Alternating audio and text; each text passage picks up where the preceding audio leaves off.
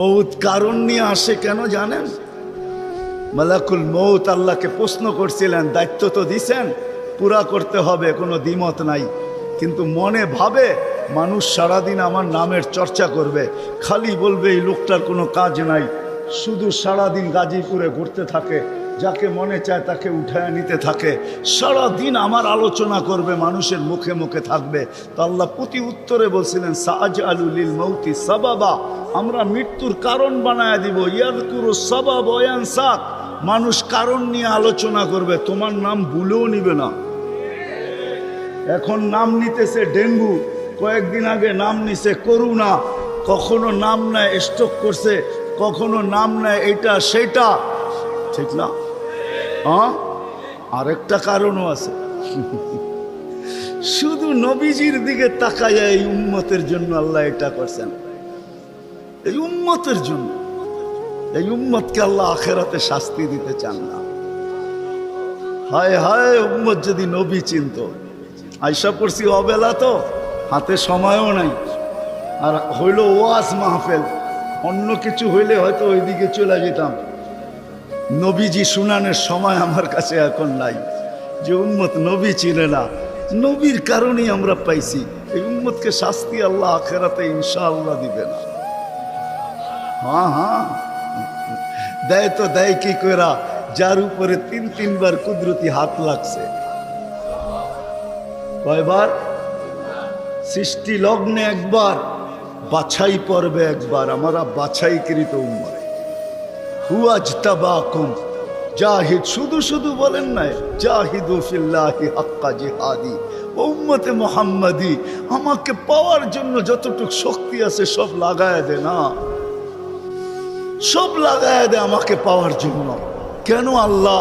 হুয়াজতাবাকুম, আমি তোকে নির্বাচিত করছি কুদরতি হাত দিয়া, আমার জন্য লাগাবি না তো কার জন্য লাগাবি? তৃতীয়, আল্লাহ আমাদের উপরে চিহ্ন লাগায়া দিছেন কুদরতি হাত দিয়া। সাহাবা প্রশ্ন করছে, ইয়া রাসূলুল্লাহ, কিয়ামতের মাঠে আপনি আমাদেরকে চিনবেন কি করে? আদম আলাইহিস ইসলাম থেকে কিয়ামতের সকাল পর্যন্ত মানুষ উঠবে, আমাদেরকে খুঁজা কোথায় পাবেন? তো আল্লাহ রাসূল হাসতেছিল আর বলতেছিল, হায় হায়, তোমাদের গায়ে চিহ্ন লাগানো আছে, আমি খুঁজা বাহির করতে কোনো কষ্ট হবে না। বলছি, ইয়া রাসূলুল্লাহ, সেই চিহ্ন কি? গুররাম মুআজ্জিলিনা মিন আসারিস সুজুদ, তোমাদের সেজদার জায়গা দিয়া নূর ফুটা বাহির হবে। নামাজ আর উজুর জায়গা দিয়া নূর ফুটা বাহির হবে, আর কারো বাহির হবে না, তোমাদের বাহির হবে। কেমন নূর? ইয়াসা বাইনা আইদিহিম ওয়া বিআইমানিহিম, নূর সামনে ঘুরতে থাকবে, ডাইনে ঘুরতে থাকবে, বামে ঘুরতে থাকবে, পিছে ঘুরতে থাকবে। রিয়াদুস সালিহিনের কিতাবে হাদিসে আছে, নবীরা পর্যন্ত দেখা আক্কা বাক্কা খাবে। এরা কারা? উম্মত তো খাবে, খাবেই। ফেরেশতারা বলবে, চিনো না বুঝি? ঠিক না, সবাই শেষে আসছে তো, কোত্থেকে চিনবা? তোমরা তো ওই সময় ছিলাই না। এটা উম্মতে মুহাম্মাদি, উম্মতে মুহাম্মাদি। আজকে এই উম্মত নবী চিনে না, দাবি জানে না।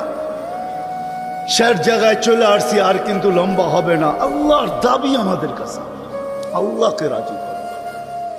যদি এই ছোট জীবনটা সুখে থাকতে চাও, আল্লাহ পাওয়া ব্যতীত সুখ হবে না। রব্বে কাবার কাছে যদি আল্লাহ পাওয়া ব্যতীত সুখী হইতো, তাহলে দুনিয়ায় সবচেয়ে বেশি সেলিব্রিটিরা আত্মহত্যা কোনদিন করত। সবকিছু পাওয়ার পরেও নিজের পিস্তল নিজের মাথায় লাগতো না। সবকিছু থাকা সত্ত্বেও নিজের টাকার কিনা রশি নিজের গলায় কোনোদিন লাগতো না। উন্নত বিশ্বে কোনোদিন আত্মহত্যার প্রবণতা এত বেশি হতো না। আমাকে বুঝাইতে হবে না, আমি চিনি জাপানে আত্মহত্যা কোন জায়গায় করে। আমি দুইবার যেয়ে দেখা আসছি, পাহাড়ও দেখছি, সমুদ্রও দেখছি। আমাকে বুঝাইতে হবে না, আমি চিনি আমেরিকাতে সেলিব্রিটি কয়জন আত্মহত্যা করছে, যাদের নাম মাটিতে পিতলের অক্ষর দিয়া খচিত করা আছে। আমি ওদেরকে চিনি লস এঞ্জেলিসে। আমি যদি না চিনতাম তাহলে আমাকে বুঝাইতে পারতেন, আমি চিনি ওদেরকে। সত্য এটাই, সুখ তো আল্লাহ পাইলে হবে। তাও এক কাপড় দুইজনের, একজনের এক কাপড় না, দুইজনের। নামাজ সালাম ফিরাইতে দেরি, উঠা দৌড়াইতে দেরি করে না। আল্লাহর রসুল ডাইকা দাঁড় করাইছেন, সালাম ফিরাইতে দেরি, দৌড়াইতে দেরি করো না। কারণটা কি? নামাজের পরে দোয়া আছে, তসবিহ আছে, তাহলিল আছে, আমি কথা বলি, তুমি শোনো না। চোখের পানি ছেড়া দিয়া বলতেছে, ইয়া রাসূলুল্লাহ, দুইজনের এক কাপড়। দেখেন দিলে লাগে কিনা।